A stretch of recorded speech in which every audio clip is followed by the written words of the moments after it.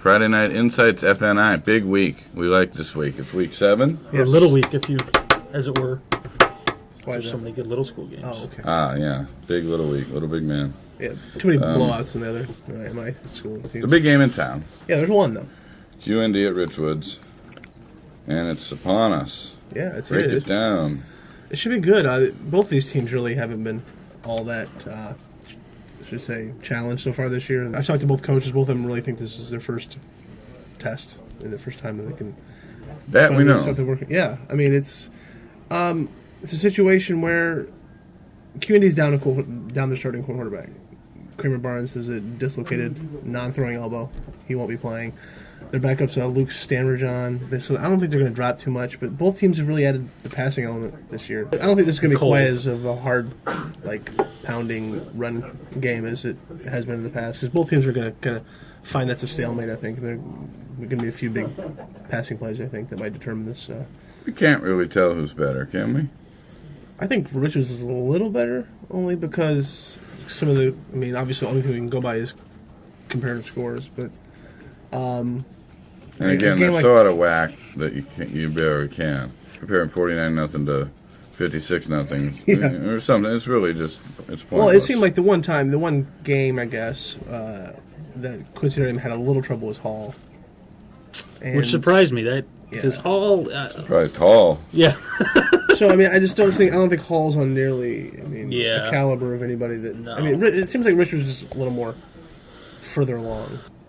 Obviously, QND can win it, but I don't think they will. You going to pick Richwoods? I want to pick Richards, yeah. I think this is... Yeah, I will take Richwoods, too. It just feels like they have more experience back and a little more... just feels like they're more battle-tested, I guess. Central at Woodruff, the last home game.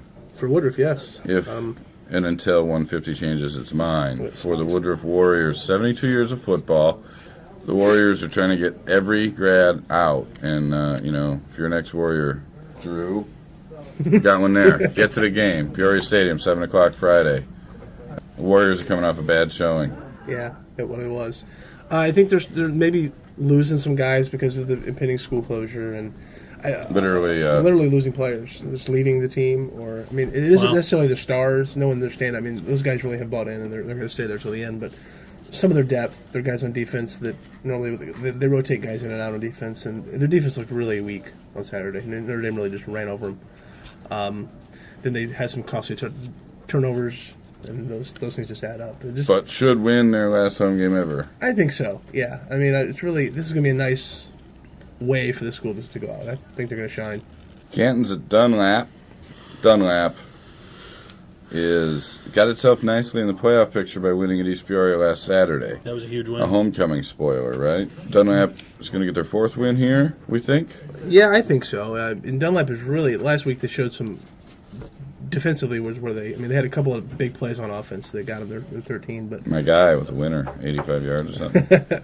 Jerry. Yeah, and first-year coach Brett Caslett brought over a guy, Zach Zaire, to be the defensive coordinator, and Brett said earlier this season that his defense was coming along a lot faster than his offense, and I was surprised when he said it. And I think we were starting to see that come through. They're really athletic on defense. There's some guys that at the beginning of the year he thought maybe would be part of the offense, who now just are strictly on defense. It's an attacking style of defense, and it's really kind of starting to pay off on the field.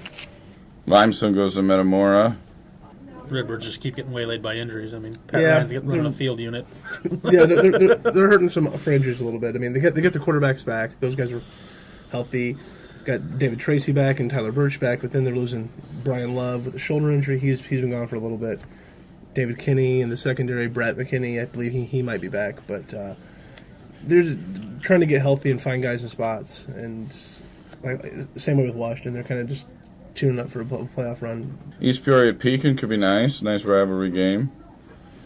EP needs to bounce. Pekin needs to find that elusive win. Yeah. Over, that we kind of alluded to on this show before, that maybe they'll surprise someone someday. Yeah. How close do you find this game?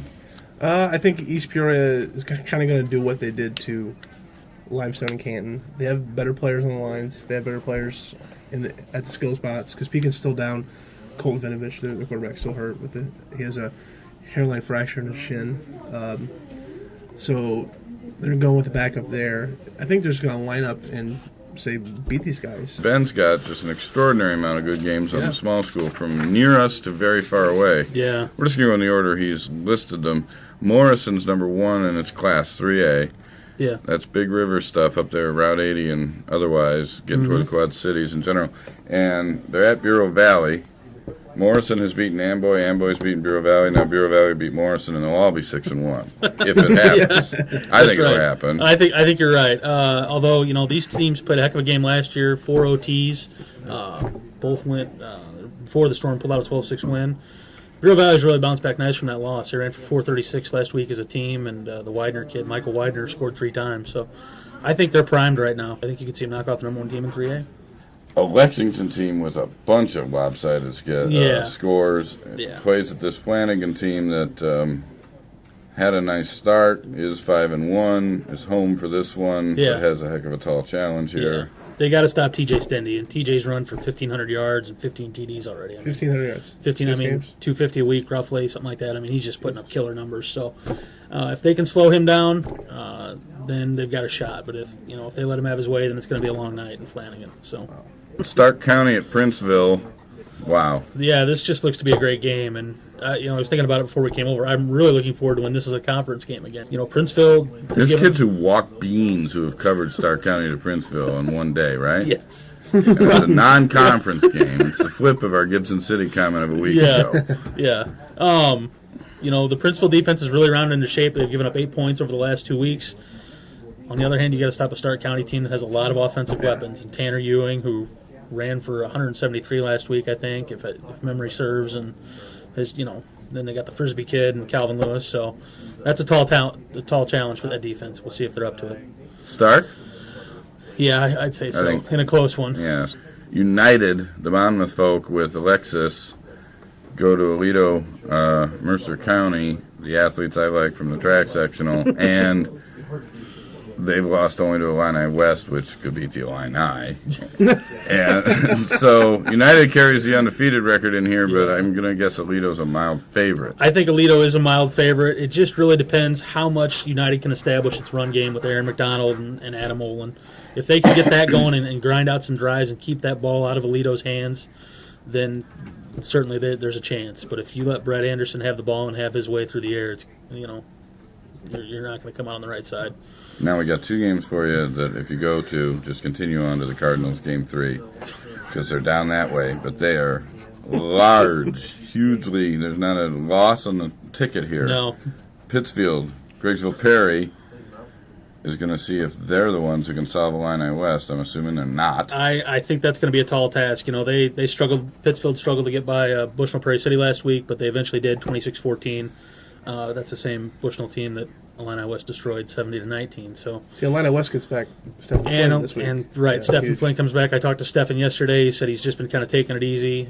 He was kind of feeling it out yesterday. Wasn't going through all the stretching and stuff. So, but he's going to come back, and I think they'll be running that option. Last year's 1A? Yeah, last year's 1A champ. And there's too many words to say, but it ends with Chambersburg, and they're at Brown County, which is giving up 1 point a game after giving up 6 points last week. It was 0 through 5, and Brown County wants. Both these teams want to win the 1A title, in my it's some people are a little surprised that Concord Triopia is still unbeaten at this point. They lost a lot from that team. We still haven't said all the words. That's 3 out of 4.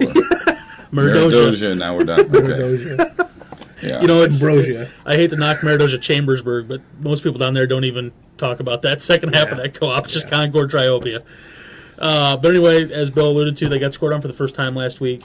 But that was 63 to 6, exactly. We'll give them that might have been the 4th string D, those darn freshmen. But, last year these teams hooked up in the regular season. Concord Triopia, 12-3 win. I think that was their closest game on the way to the 1A title. So, that's going to be a barn burner. And check our site, and we will take those calls. We'll put some people in all those stadiums and keep you up on the source while it's going on Friday. Before that, these guys will pick everything Friday morning. We'll have the snap late Friday night, Saturday day. What have I left out? This thing. That's all. Bye-bye.